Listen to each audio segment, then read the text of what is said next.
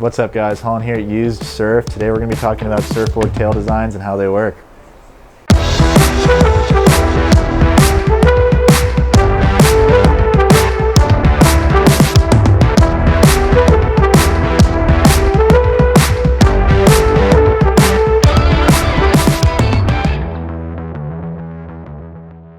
The first tail we're going to talk about today is a squash tail, and what a squash tail is essentially a square tail where the corners have been rounded out. So you're going to see a lot of these on your everyday shortboards. It's going to give you a lot of lift because there's surface area in the tail, and what that lift and surface area is going to do is going to make it so your turns are nice and buttery, but it's also going to give you projection and speed throughout your bottom turns and your carves. Squash tails don't really work well on bigger days because there's so much surface area back there. It makes it so it's hard to control that speed and doesn't go rail to rail as easily as a round tail does. And what a rounded tail is it's kind of like a squash tail, except the corners have been removed and rounded out. So what that does is makes it so there's less surface area in the tail and creates one long rail line all the way from the tip of the tail to the tip of the nose. What this long rail line is going to do is going to make it so on bigger days, you're going to have more control and more connection to the face of the wave. With less surface area in the tail, it makes it so on those above average surf days, you can sink the tail easier and it's going to be more sensitive and help you go rail to rail better.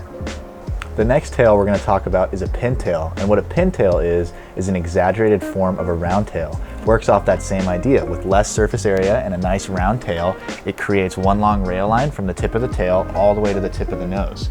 You're going to see pintails on step-ups and guns, and they're made for bigger surf. It's made for those kind of fast, hollower waves where you're going to need a board that focuses more on harnessing speed rather than generating it. Because pintails sink easier and are going to make it so it's sensitive and go rail to rail nice and easily, they don't work really well on those average small days around here. You're going to want to ride these on those bigger days where there's a little bit more push and a little bit more oomph.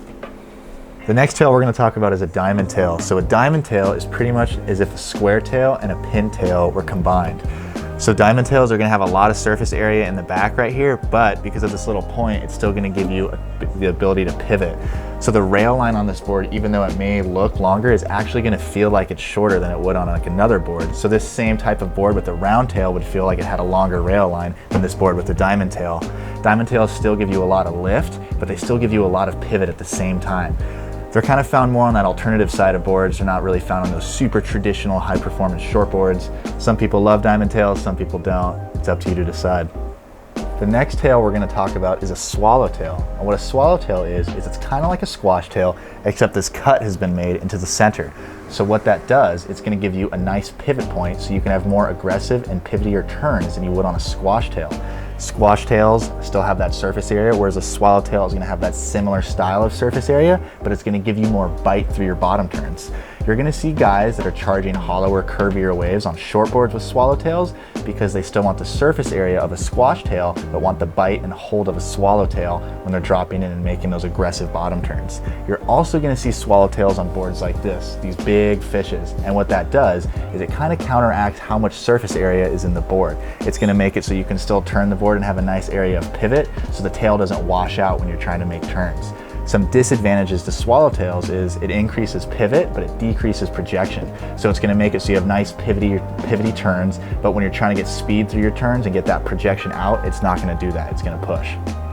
The last tail we're going to look at today is a wingtail. So what a wingtail is back here right near the fins, a little wing is cut in, and what that does is it makes it so the rest of the board can have a wider outline but still have a pulled in tail.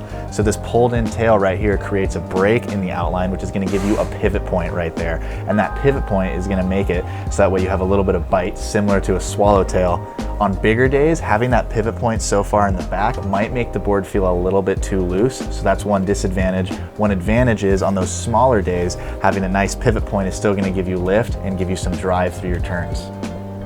Thanks for watching, guys. Hope you learned a little bit about surfboard tail design. Make sure to come in, check out the shop in person, check out our website, check out our Instagram, keep checking out our YouTube, like, comment, subscribe.